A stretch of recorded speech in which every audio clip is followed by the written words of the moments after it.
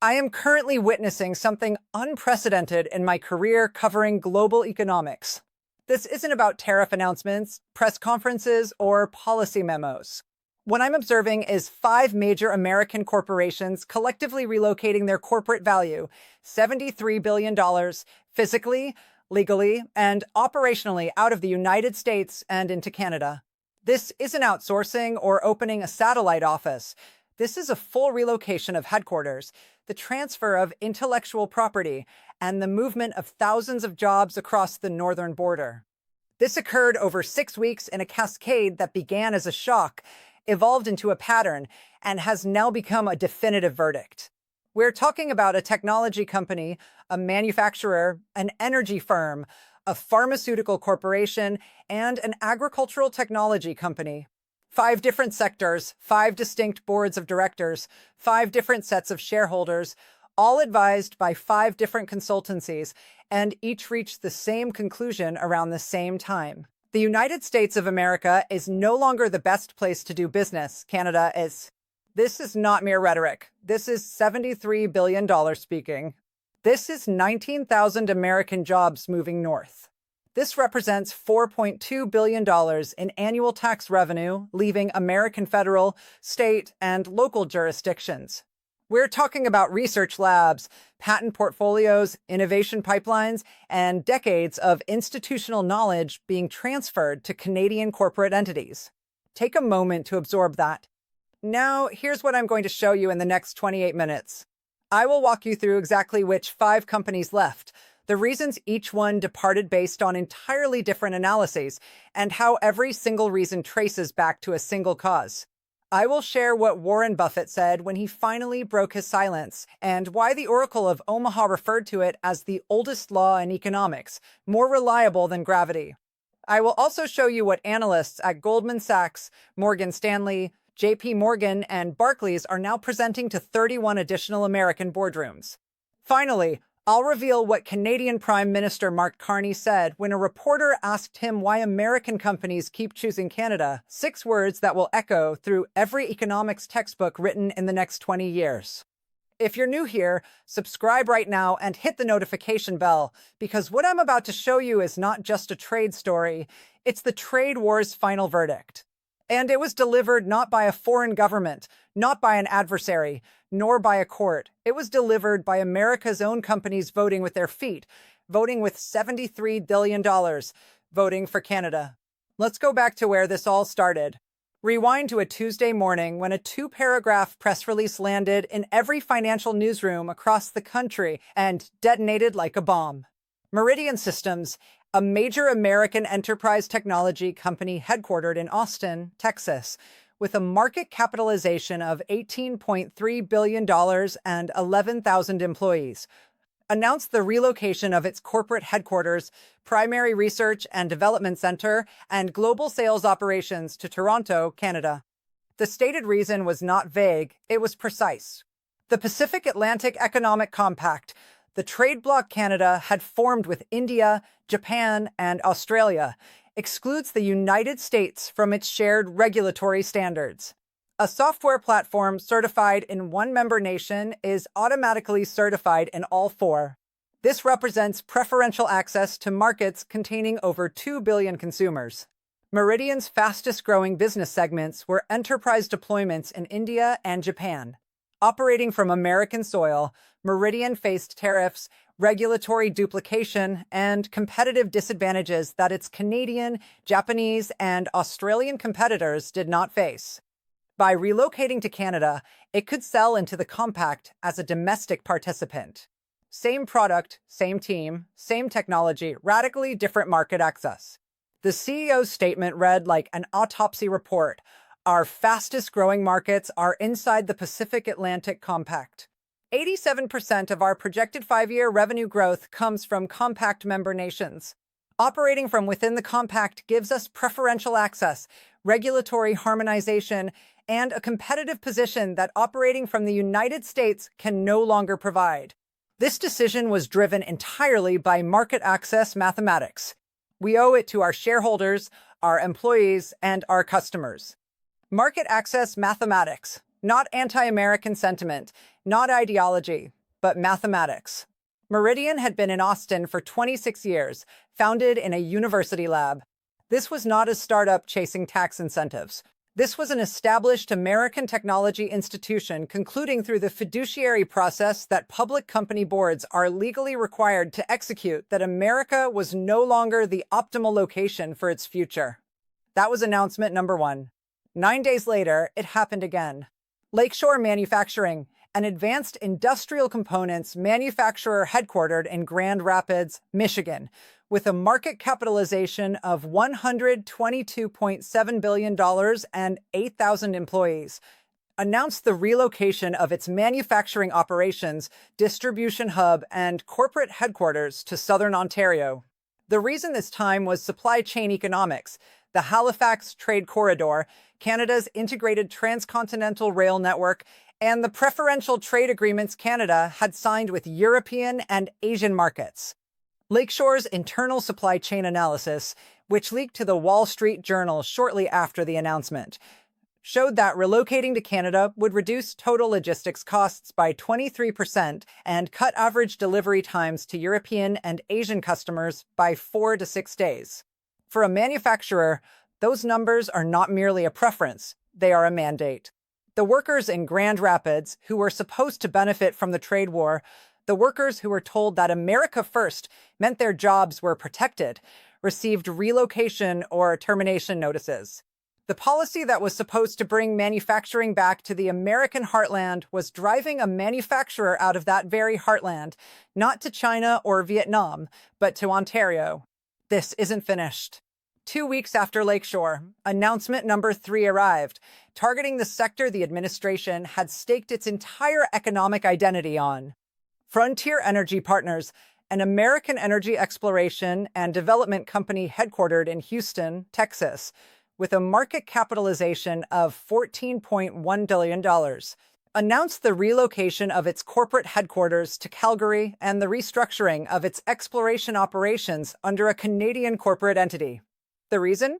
Canada's Arctic Sovereignty Accord and the European energy partnerships forged during the defense realignment gave Canadian-domiciled companies preferential access to Arctic resource development, European energy export markets, and critical mineral supply chains increasingly governed by multilateral frameworks that the United States is excluded from.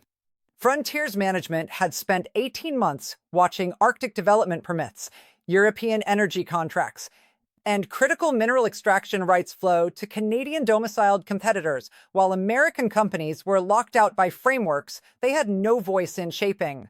The CEO issued a single sentence that conveyed more frustration than any speech could. "We go where the resources are accessible." The resources are now accessible from Canada. America does not lack energy. It lacks access. Access to the markets and frameworks and multilateral structures where the future of energy is now being governed. And that access was severed not by Canada, not by Europe, not by Asia, but by the trade war itself. Energy was supposed to be the winning card, but that card got folded. Stop for a second and look at what has happened in 3 announcements: technology, manufacturing, energy, 3 of the most important pillars of the American economy. 3 sectors where the trade war was supposed to deliver a competitive advantage. 3 sectors where American companies concluded independently through separate analyses that the advantage now belongs to Canada. 3 announcements, 9 days, 2 weeks, and then the 4th announcement arrived on a Friday afternoon. Friday afternoons are when companies release bad news. They want it to land softly, allowing the weekend to absorb the shock. This announcement did not land softly. Eterna Therapeutics, a biopharmaceutical company headquartered in Cambridge, Massachusetts, with a market capitalization of $16.4 billion, announced the relocation of its global operations and regulatory affairs headquarters to Montreal. The reason was regulatory harmonization, the most structurally elegant and commercially devastating of the 5 departures. Here's the logic, and you need to understand exactly what this means. A drug approved by Health Canada is automatically recognized in India, Japan, and Australia through the Pacific Atlantic Compact's shared regulatory standards. This represents a pathway to patients in markets containing over 2 billion people through a single regulatory submission. A drug approved by the FDA is only approved in the United States, one country, 330 million people. A Canadian regulatory domicile provides automatic access to 2 billion patients through one approval process. An American regulatory domicile requires separate submissions in every market, each costing tens of millions of dollars and adding years between development and patient access. Eterna's CEO framed the decision in language that combined fiduciary obligation with a moral argument. We develop therapies for patients worldwide. A regulatory domicile that provides automatic recognition across markets, representing 2 billion people, accelerates patient access and maximizes the return on our research investment. This is not a preference. It is an obligation to our shareholders and to the patients waiting for our medicines. The timing of the Friday afternoon announcement told its own story. The company knew how the announcement would look. They understood the optics. They released it on Friday anyway, because the math was the math. Then came the fifth announcement, 3 days after Eterna, completing the pattern in a way that seemed almost too precise to be accidental. Harvest Dynamics, an agricultural technology and food processing company headquartered in Des Moines, Iowa, with a market capitalization of $11.5 billion, announced the relocation of its global operations to Saskatoon, Saskatchewan. The reason? Canada's diversified agricultural export network, the 23-nation trade ecosystem that Canadian agriculture now serves following the Food Export Diversification Program. Harvest Dynamics develops precision agriculture technology, seed optimization systems, and food processing solutions sold to agricultural producers and processors worldwide. An agricultural technology company domiciled in Canada operates within a trade ecosystem connecting Canadian farmers to buyers across 4 continents: the EU, the UK, Japan, South Korea, India, the Gulf states, and Southeast Asia.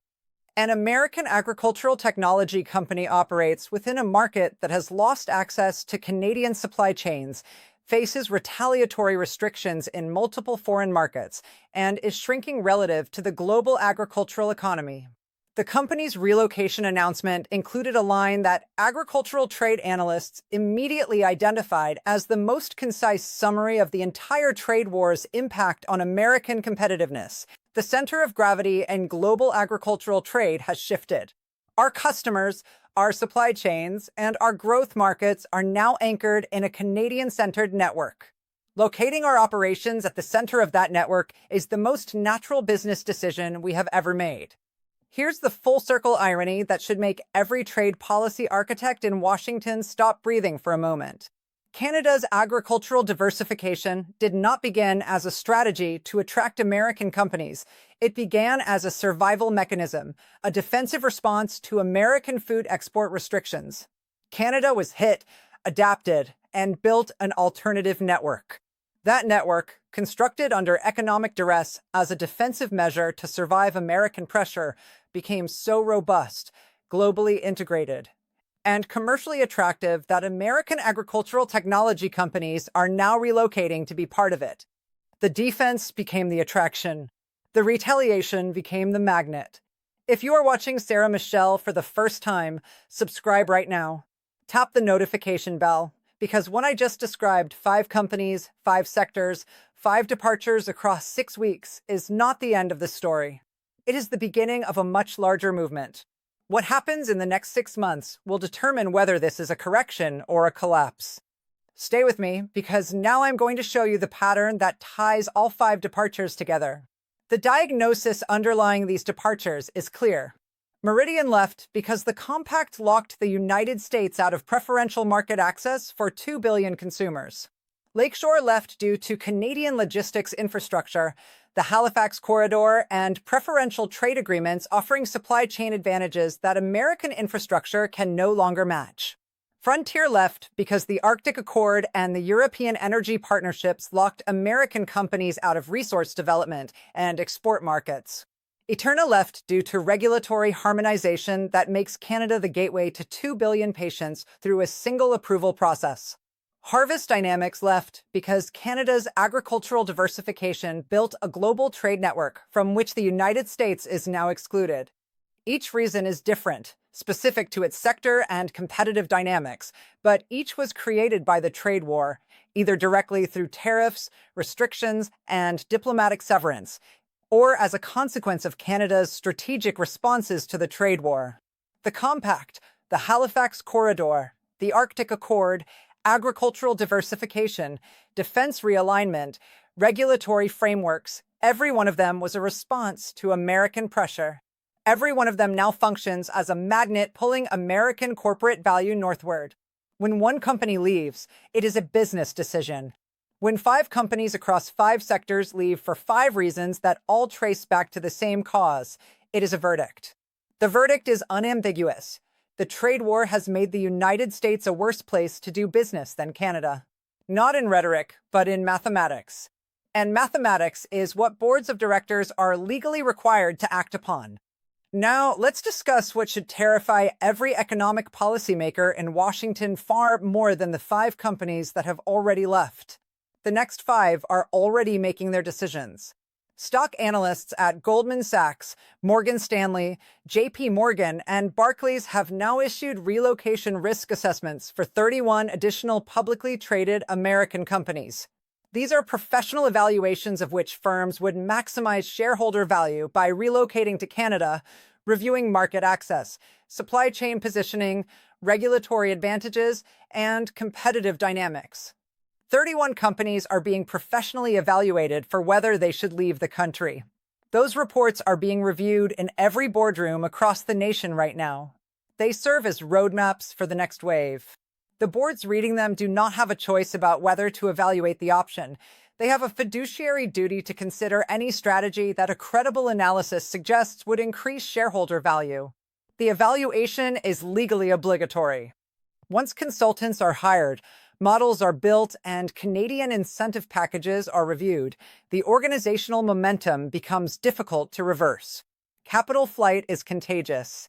The first departure is the hardest. It requires a company to break the taboo, absorb the political backlash, and bear the reputational cost of being labeled unpatriotic. Meridian absorbed that cost. Lakeshore's departure 9 days later was easier. The taboo was cracked by Frontier. By the time Eterna and Harvest Dynamics made their announcements, the departures were not shocking. They were expected. The taboo has now been broken, and the reputational cost has been distributed across 5 companies, making it negligible for the 6th. Every company that leaves strengthens the case for the next departure because the U.S. market is now smaller. The U.S. tax base is thinner, the talent pool shallower, and the Canadian ecosystem denser, more valuable, and more attractive to the next company evaluating its options. As reported by The Globe and Mail, international trade lecturer Julian Karagwijan at McGill University noted that Canada's comparatively stable immigration environment has become a decisive factor for companies making location decisions, particularly for engineering and research talent. As he put it, engineers and researchers can still get work permits in 2 weeks under the global talent stream.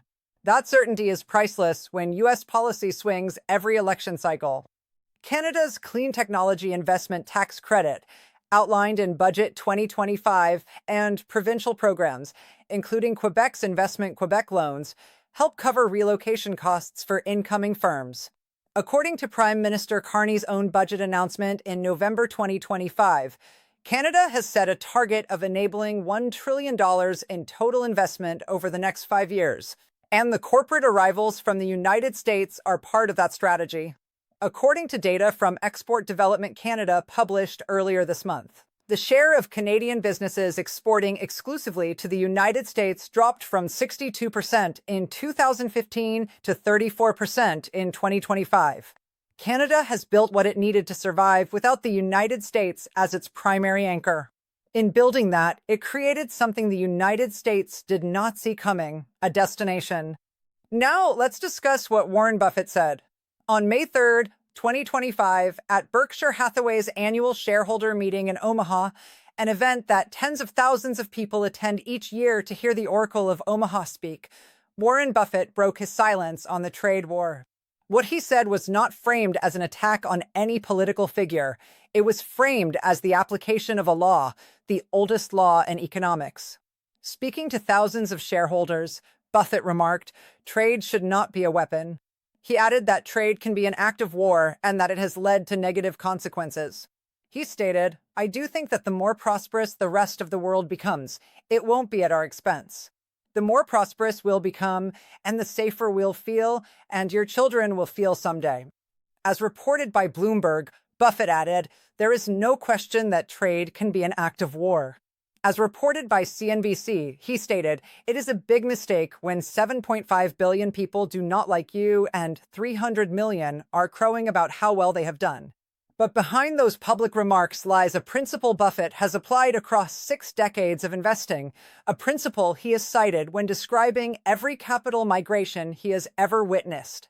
Capital goes where it is treated best. It has no loyalty, no patriotism, and no ideology. It has a fiduciary obligation.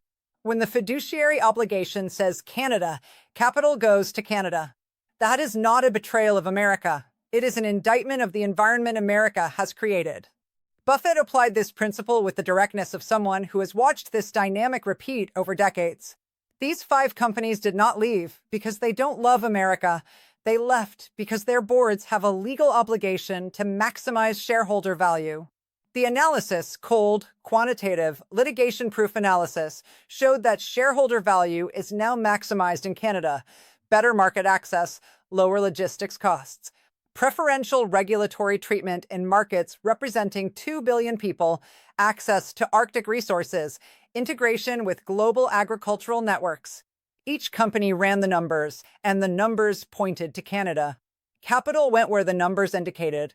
As reported by Axios, legendary fund manager Ken Fisher, founder of Fisher Investments with $295 billion in assets under management, reinforced Buffett's assessment in April 2025, stating, "Tariffs always hurt the country that imposes them more than they hurt the country they're imposed upon." Those words from these 2 men in the same period carrying the same conclusion is not commentary. It is a verdict from individuals who have been right about capital markets longer than most analysts have been alive. If you have been watching the Sarah Michelle YouTube channel for a while, you know we do not just cover the headlines. We trace the second and third order consequences. Hit like right now if this analysis is clarifying the picture and drop a comment. I read every single one asking, "Did you see this coming?" Because most people did not. Now, let's talk about the human reality behind the balance sheets. In Grand Rapids, a Lakeshore manufacturing employee who had worked on the production line for 23 years received a relocation or termination notice on a Wednesday morning. His options were to uproot his family, sell his house in a market that had just weakened because the city's largest manufacturer was leaving, and start over in Ontario, or take a severance package covering 6 months and figure out whether 2 decades of skills would transfer to an employer that hadn't gone north. He told a local television reporter in an interview that was viewed 17 million times, "I gave this company 23 years. I helped build what they're taking to Canada. And now I'm told I can either move my kids to a country I've never lived in or take 6 months' pay and figure it out. 23 years. 6 months. That's what my loyalty is worth in a spreadsheet." In Austin, a Meridian Systems engineer, a first-generation college graduate who had worked at the company for 9 years, described the relocation announcement as the moment I realized that America First was a slogan, not a strategy. Because my American company just chose Canada, and I'm either following it or finding a new job in a city that just lost 11,000 positions. We didn't recruit them. The math did. Now, I want to leave you with the questions that matter most, the questions that don't have clean answers yet, and the questions that the next 6 months will begin to answer. Can the United States reverse corporate capital flight once the network effects of Canadian clustering reach critical mass? Once the ecosystem is dense enough that staying in America becomes the decision requiring justification rather than leaving? If 5 companies across 5 sectors independently concluded through fiduciary analysis that Canada is the optimal location, how many of the 31 companies currently under review will reach the same conclusion next quarter and the quarter after? The real question the one underlying all the others, is this. When American companies, the institutions that built the American economy, employed American workers, and funded American communities, conclude that the best place to do business is no longer America, what remains of the claim that the trade war made America stronger? Trump initiated a trade war to make America the most competitive economy on earth. 5 companies, $73 billion, voted with their feet. They voted for Canada, not because Canada recruited them, but because the trade war built them a better option. Every tariff, every restriction, every severed alliance, every collapsed framework, and every dismantled institution was a brick in the bridge those companies walked across. Washington built the wall, Canada built the welcome mat, and $73 billion chose the welcome mat. Carney, standing in a city that is now home to 5 more global corporations than it was 6 weeks ago, delivered the trade war its most quietly devastating epitaph, 6 words that will be quoted in every boardroom, every investor call, and every economic textbook trying to explain how the most powerful economy in the world taught its own companies to leave. We didn't recruit them. The math did. Let me know what you think in the comments. I read every single one. Do you believe the 31 companies under review will follow? Do you think Washington will act before the network effect reaches critical mass? And the harder question, when your own companies vote against you with $73 billion, at what point does the policy have to be called what it is? Drop your answer below. Subscribe to the Sarah Michelle YouTube channel if you are not already here, and I will see you in the next update.